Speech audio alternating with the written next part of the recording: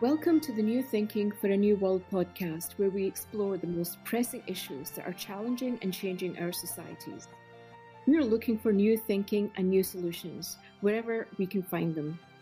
Listen as host Alan Stoga, the Tallberg Foundation's chairman, challenges his guests for analysis, ideas, and actions. Together we can help make our world at least a little bit better. 2020 and 2021 sometimes remind me of those wonderful opening words of The Tale of Two Cities, the best of times and the worst of times, the age of wisdom and of foolishness. On the one hand, we have absolutely amazing technological resources, unparalleled wealth, and more or less peace. On the other, we have climate change, excessive economic inequality, and the erosion of democracy. All of it complicated by a pandemic that is the worst we've seen in a century and is still lingering. My guests today are change agents. They both are trying to make the world the kind of place it could and should be. Vidhya Ramalingam is a recognized expert on the use of technology to disrupt violent extremism online. Sarah Durieux focuses on mobilizing citizens online to help them achieve policies they care about. Welcome and thank you for joining us today. Thank you for having me. With apologies to Dickens, I'd like to start our conversation with a very simple question. Do you think these are the best or the worst of times? Are we on the cusp of something wonderful for humanity, or are we caught in a vicious downward spiral that's going to end badly? Impossible question. Sarah, why don't you start? What do you think? I like to use this word of crisitunity, like this moment where you are in the biggest crisis is also the moment where you have the biggest opportunity for change. And even though I'm quite worried about the path that our world is taking, I also see there are greater forces that want to use that moment to change things for good. So I might say that, yes, things look dark at times in the past months. They still look dark today, but I have very, very big hopes that they're going to get better. Also, maybe because I'm an optimist. And I think when you're doing social change work, you need to be an optimist. Vidhya? Best or worst of times? I really follow suit with everything that Sarah said. I think, 2020 and the start of 2021 has really just brought just unprecedented scale of, for me working in the online space, of online harms. We're seeing a scale of online harms never seen before. But I am hugely optimistic about how technology, not only recognizing how technology has been used for harm, I'm hugely optimistic about society's, the possibilities for society to use technology to really fix a lot of the harms that we're dealing with today. And like Sarah, I have to be optimistic in doing work on white supremacy, on hate groups, on the most awful things in our society. I have to be optimistic to do that work because I see a bright future ahead of us. We just need to find the way to get there. Well, I started with that question, which I admit is unfair, because I want to understand how you both think about change. How do you actually help people change minds? How do you change society for the better or for worse? I mean, it can work in either direction. You're in the business of better. There are people in the business of changing for worse. What is your theory of change? Vidhya?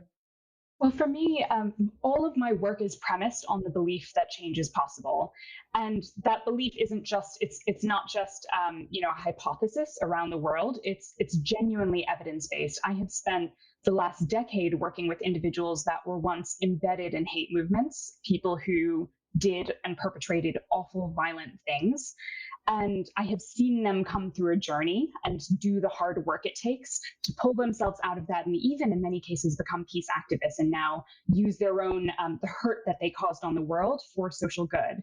And when I think back on the kind of patterns and the stories that I've encountered of people who lead those sorts of movements and who genuinely change, the common thread across every story is human relationships lead to change. So for someone who's leaving a hate group, it's often a moment where they experienced empathy or compassion, maybe a moment with a family member, or sometimes with a kind of partner or a child or a counselor. Sometimes it's even a moment with a stranger who they thought was the enemy, who then showed them compassion and empathy. But regardless of the story, the common thread is human relationships. And so, my belief in the theory of change is if it's human relationships that so often get people into a place where they are perpetrating harm to the world, it is so often going to be human relationships that I know can get people out. And so all of the work I do to create change and to pull people out of that dark place is entirely based on helping people connect with the right other humans in their lives, or people who aren't yet in their lives who can help them get out. And I believe technology can allow us to do that at scale. I want to come to technology in a minute, but I'm curious, Sarah, what you just described is one at a time. It's about an individual and changing an individual. You work at scale. You're trying to change societies, I think that's what change.org is about. How do you think about change? How do you try to help societies change in positive ways? I think our theory of change is rooted in the same idea that Vidhya just explained, is that there are not people who want bad. There are people who are suffering, and there are people who are lacking access to different things. That can be human relationship, but that can also be a sense of being powerless. The fact that you feel you cannot change your world, that you are discarded, disregarded, that you actually don't have any impact around you, that can also lead to hate. And I guess that our theory of change at change.org is this: if we can really equip people with the tools and the skills and the confidence they need in order to make their direct, communities or even the world a better place, we believe that they will all come together. And I personally believe strongly that there are more things that bring people together than tear them apart. They just haven't found that yet. So I guess that our theory is that through activism, through participation, you can realize how much you have in common with people around you that also want to live in peace, in harmony, in serenity with their neighborhood, with people in their country, with people across the globe. You are both practicing technologists. I don't know if you're technical technologists, but you both use technology in ways to achieve what you're trying to do. So let's talk about information technology a little bit. The internet and social media have evolved in ways where excessive outrage is excessively rewarded. It's not the fault of the technology itself, but it's the fault of how we've allowed it to be developed. It's a microphone, and it's an amplification, and the louder you are, the more you get heard. That leads to rising anger, more polarization, allows for manipulation of people, of societies, of elections, as we've seen recently.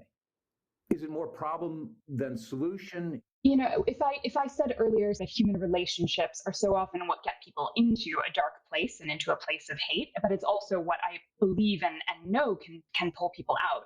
Well, if we think about how the internet has just completely transformed the ways in which humans form relationship, it's allowed hate to flourish in entirely new ways. And we've seen, false rumors spreading person to person on WhatsApp, directly inciting mob violence in places like India, or hate speech, again, going from one person to another online through those human relationships online, and fueling ethnic cleansing in places like Myanmar. And, people who are perpetrating hate online are part of communities. They are part of these networks of strangers in many cases who no longer become strangers because they're kind of egging them on, they're encouraging them and providing that kind of fuel to the fire. And so that's how hate and violent content and disinformation spreads online. So the question for an organization like ours is, can the internet be used to actually foster positive connections and foster the sort of connections which can try and build bridges between people? And my belief is that the social media platforms, there is a lot of work that needs to be done to clean up the social media platforms for them to be held accountable over the spread of this sort of content. But there's a lot of ways we can also creatively use those platforms to create the kinds of bridges between people that can, really reach across that divide and reach to someone's heart, speak to someone's heart who's feeling lonely, isolated, angry, and is maybe lashing out in ways over the internet. So I do fundamentally believe that those platforms create a lot of opportunity for us as society. And that's not to say that the tech companies don't need to be held accountable and take significant action. It's just that we both need that change on the platforms. And then there's a lot that communities and regular people can do to be a part of that change.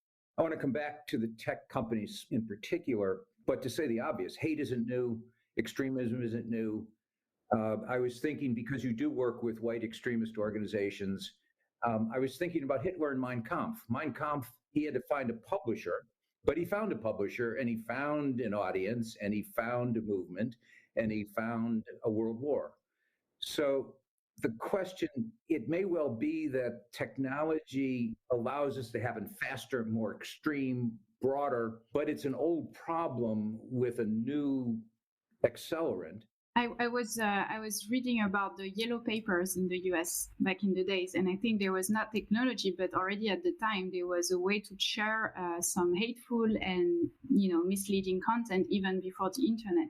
I don't think that technology creates those problems. They accelerate them, but they can also accelerate the resolution of the problem. And I guess that what we've seen happening is the acceleration of the spread of hate, who was based on political leadership, on political conversation, on groups who had an agenda to spread that hate.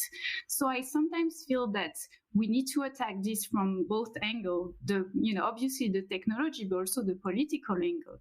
And I don't believe that hate would have spread so fast on the internet if it wasn't for some political leaders, some institutions, or some, individual behaviors that have been pushed by people who had already a big audience. So I don't think, it came out of nowhere. And I believe that responsibilities must be held both on the tech side, but also on the political side. And that's why I feel that, as Vidhya was saying, we can use the same medium to solve for the issue that happened on the internet. And I think that one of the ways we have to do that is by recreating better democracy through tools on the internet that can allow to have governments that are more accountable, political leaders that are also held accountable for their actions, for their behaviors, for the denunciation they might have.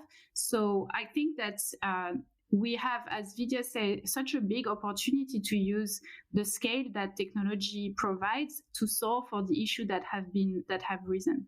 I also think that we haven't been very good at planning for that. We should have seen it coming. We should have planned ahead. And I think it's true that tech platforms have been caught into the situation where their business model relied on attention. And when your business model rely on attention, obviously you're gonna increase the number of behavior that are not bringing people together, but that are tearing people apart.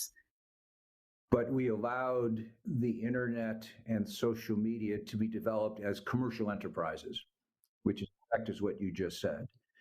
This wasn't a government-driven process. It wasn't a civil society-driven process. It was a commercial process. And it can't be surprising that the result was a commercial enterprise. But we are where we are. What would you do to change that underlying reality? Not just to use the platform, Vidhya, as you just suggested, to do better things with it, but don't we need to rethink the platform itself? And what would you do if you had a magic wand? How would you change it, Vidhya? Well, I think, yeah, I agree with everything Sarah said about the kind of commercial underpinnings of how technology, how social media platforms were developed, and that has really created the environment for a lot of the problems that we're seeing today.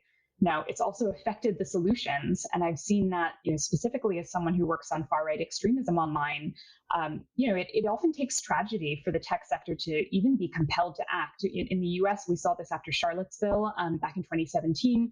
Some services like GoDaddy and OkCupid removed white supremacists from their platforms. We saw this after the Christchurch attack. And then again, after January 6th, after the insurrection at the Capitol, we saw another major response from big tech. And that's certainly remarkable and important, but that all came at the 11th hour. And Sarah mentioned this too. Some of this is too late. We should have seen this coming. Now, years ago, when I think about the conversations I had inside some of the tech companies, I remember sitting in rooms with decision makers at the tech companies, and when I would offer them evidence about the scale of hate on their platforms, I remember being told that they wouldn't take action. I remember being told, these groups are not on the government terrorist, the designated terrorist list. I was told at the time it's too political. And at the time, I was asking them to take action against the KKK. I think there's little argument there that that the KKK, that there's any debate about whether the KKK is or should be legitimate. The limitations of those companies was really clear.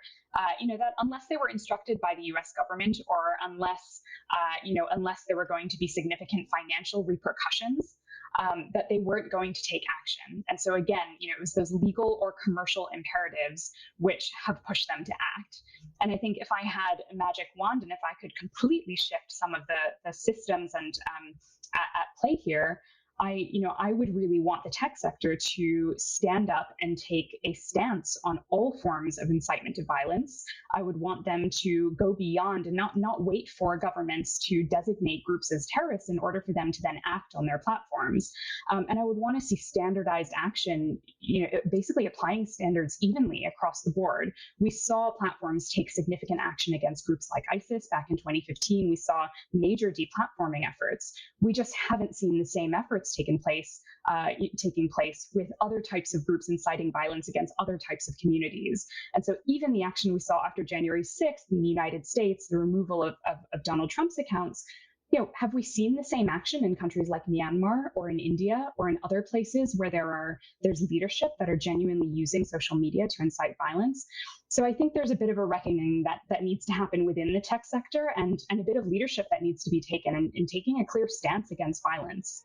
You've conflated hate speech and incitement to violence.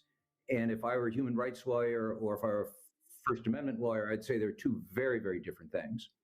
And indeed, and this is a big difference between how Europe looks at the problem and how America looks at the problem. Hate speech is protected speech in the United States.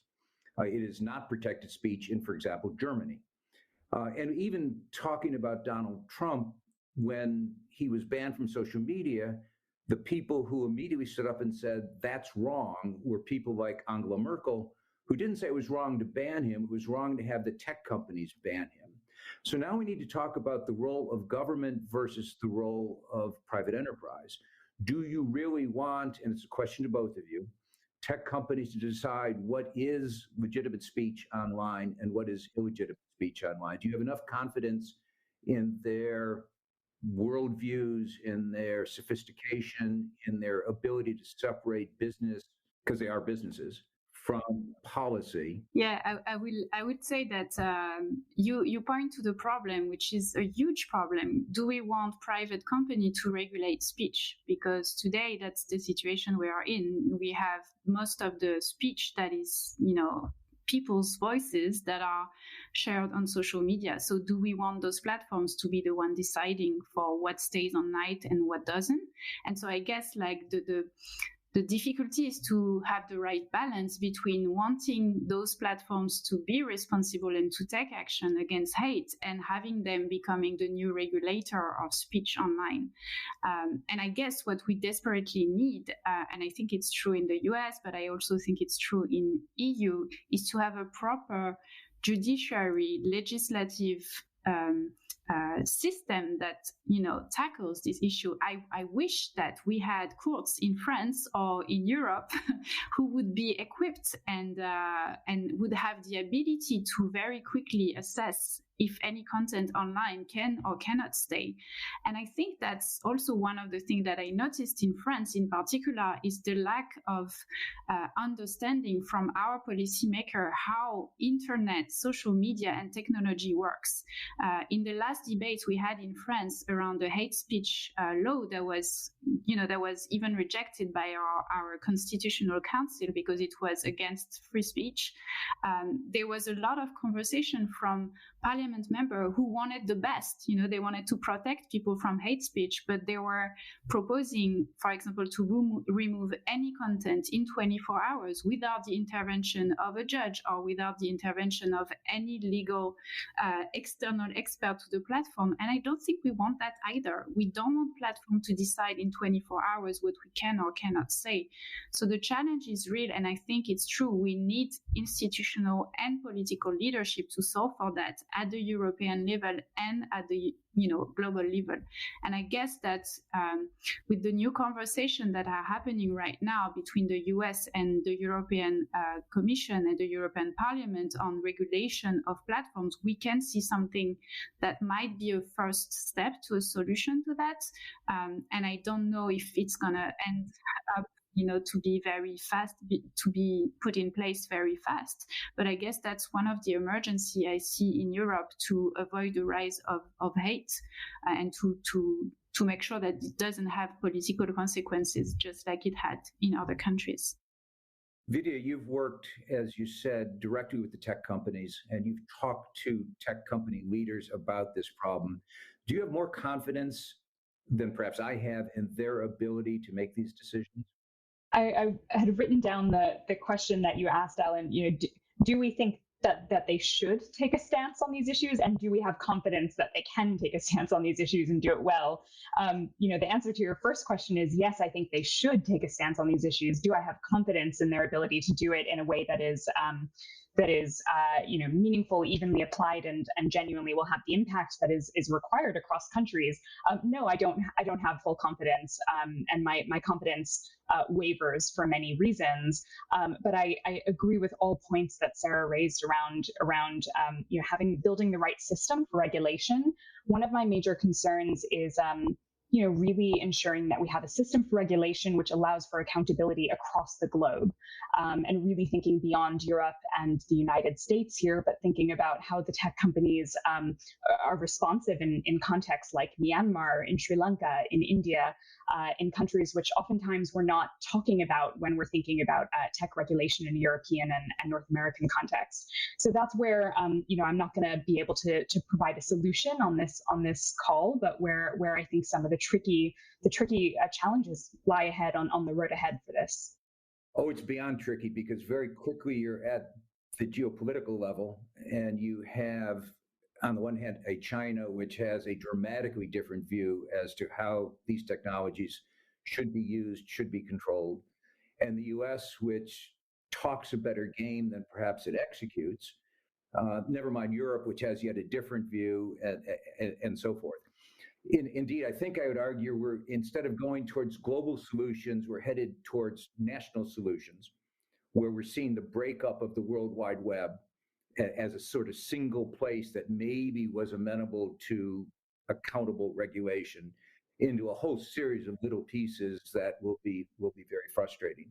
But let me ask about accountability, because Sarah, you already used the word a couple of times, and democracy, and you've both talked about leadership. And I think all of us would probably argue that democracy, political leadership, and accountability haven't had their best moments recently.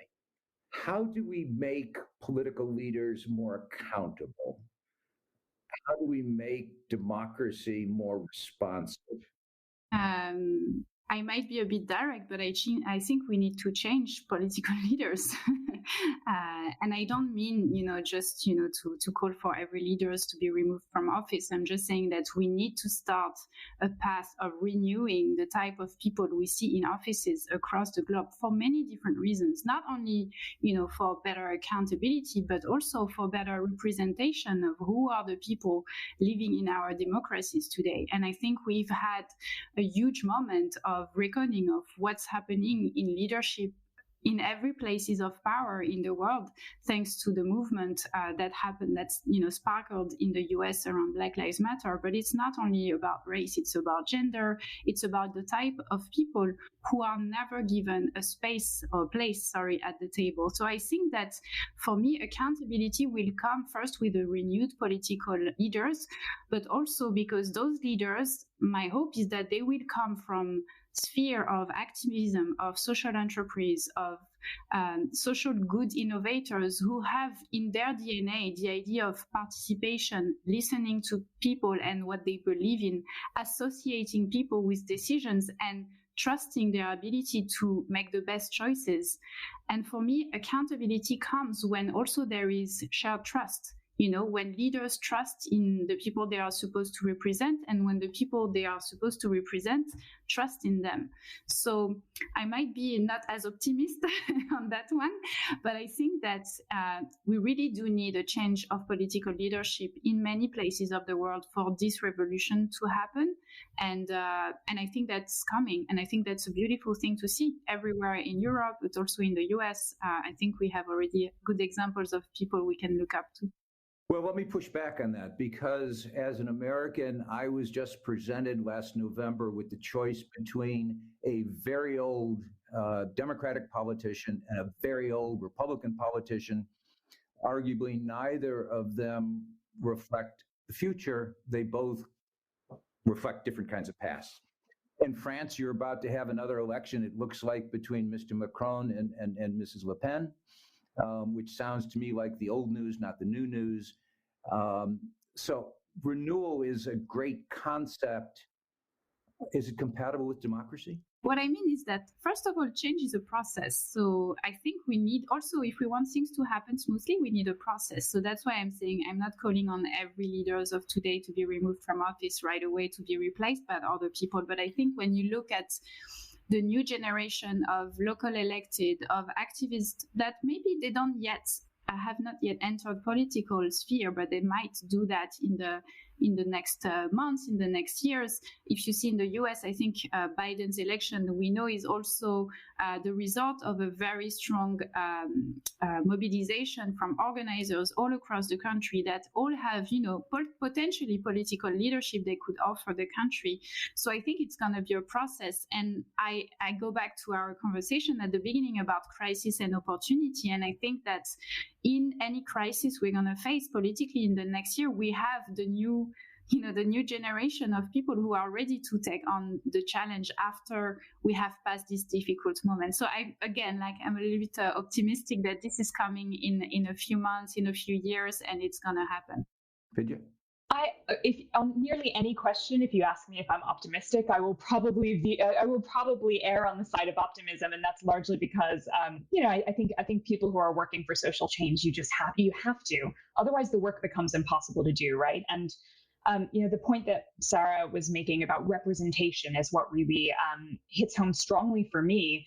It's something I think a lot about, sitting, with my work sitting at the intersection between security, tech, and data analytics. Those are three industries or fields where representation of women, where representation of people of color, representation of lots of different communities are missing. And those are the industries that are making decisions which impact all of our lives and disproportionately impact the lives of women and people of color. Missing those voices at the table it's palpable. You feel it when you're in the room and when you're one of the few of those voices at the table, and you feel the impacts of it when you're, even if you're not at the table. So I agree very strongly with the point about representation, and I am optimistic about our future and the possibility that we can get there, but it's going to take really hard work, and it's not something we can take for granted. But I'm going to push back on that, because I believe in optimism, but I believe in optimism that's grounded on something. So how would you make democracy more responsive? What would you change so that in my next election, I'm not facing a choice between a 78-year-old and a 75-year-old? Be practical. I'm going to give you that magic wand again if you want. But what has to change for your optimism to be realized sooner rather than later?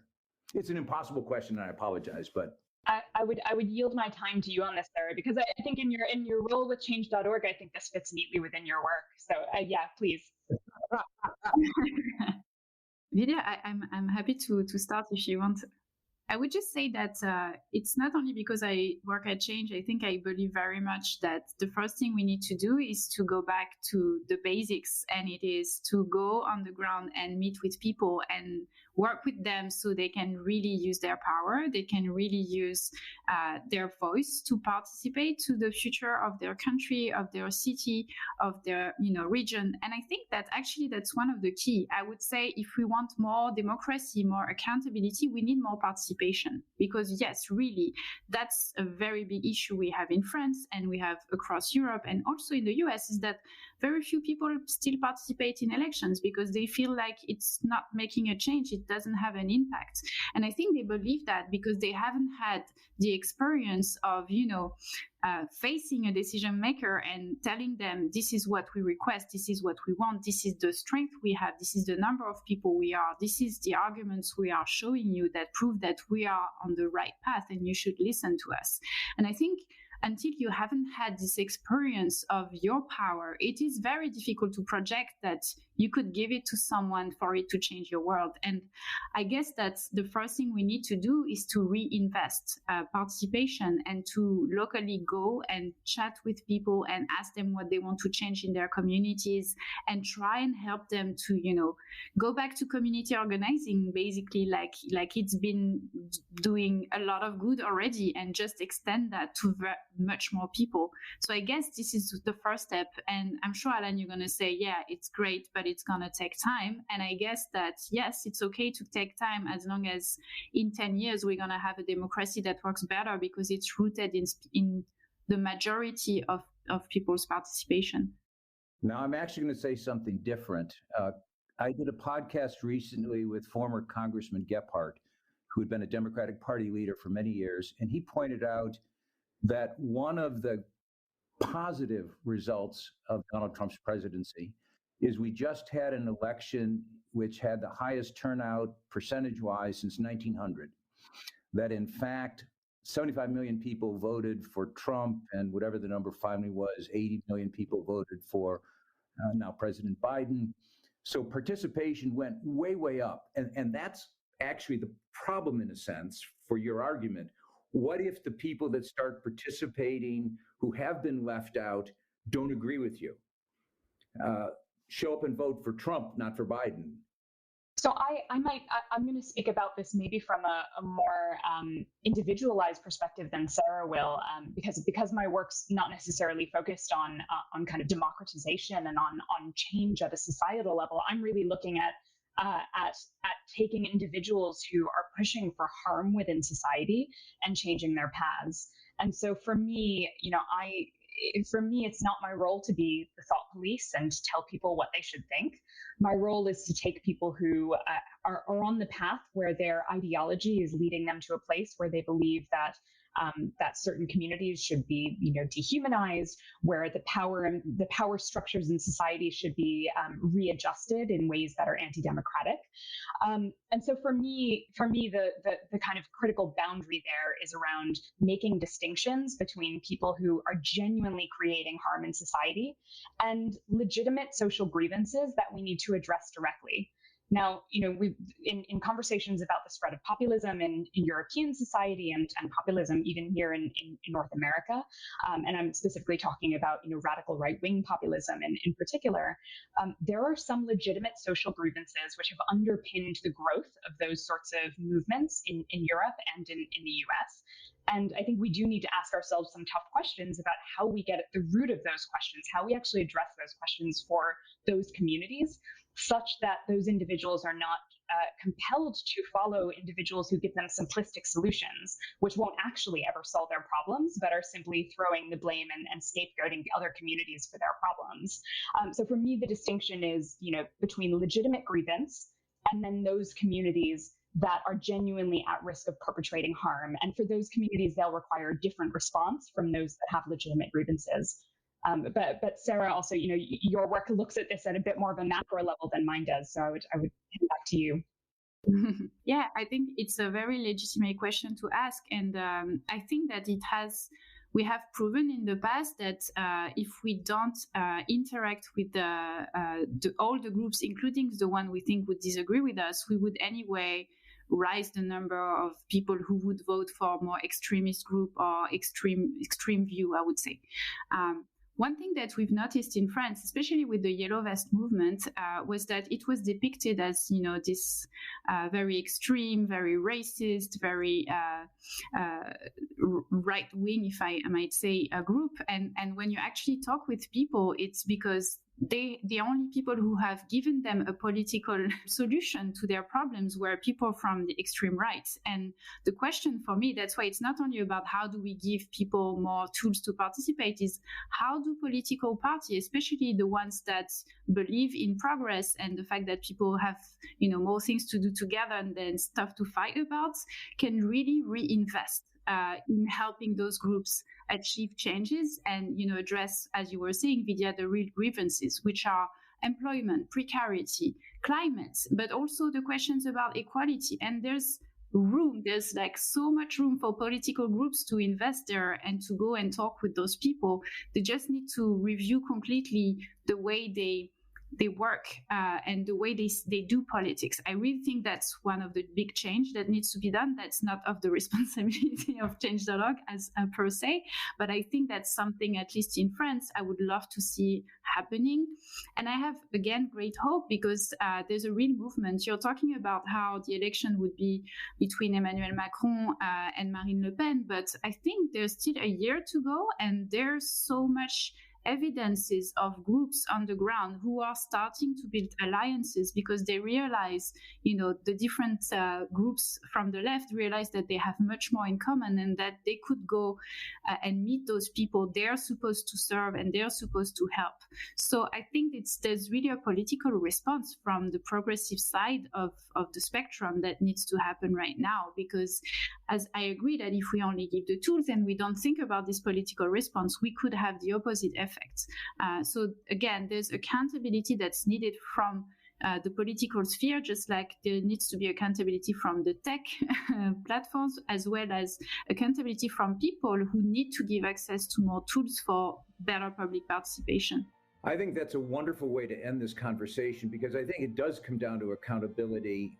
Where we need to encourage, even more than encourage, to demand accountability. Not just from our leaders, but from everyone. And if we could do that, then some of what you're both trying to do will happen sooner. It's not that it won't happen, it'll happen sooner. So thank you very much, Vidhya and Sarah, for both for what you're doing, because it's necessary, but for also spending this time with us. Thank you very much. Thank you. Thank you. Thank you for listening. Now it's your turn. Tell us what you think. You can find us on Facebook, Twitter, and Instagram, or you can subscribe to our newsletter at talbergprize.org. Thanks again, and most importantly, don't forget to nominate a leader whose work deserves to be recognised and imitated. This podcast brought to you through the generous support of SNF, the Stavros Niarchos Foundation.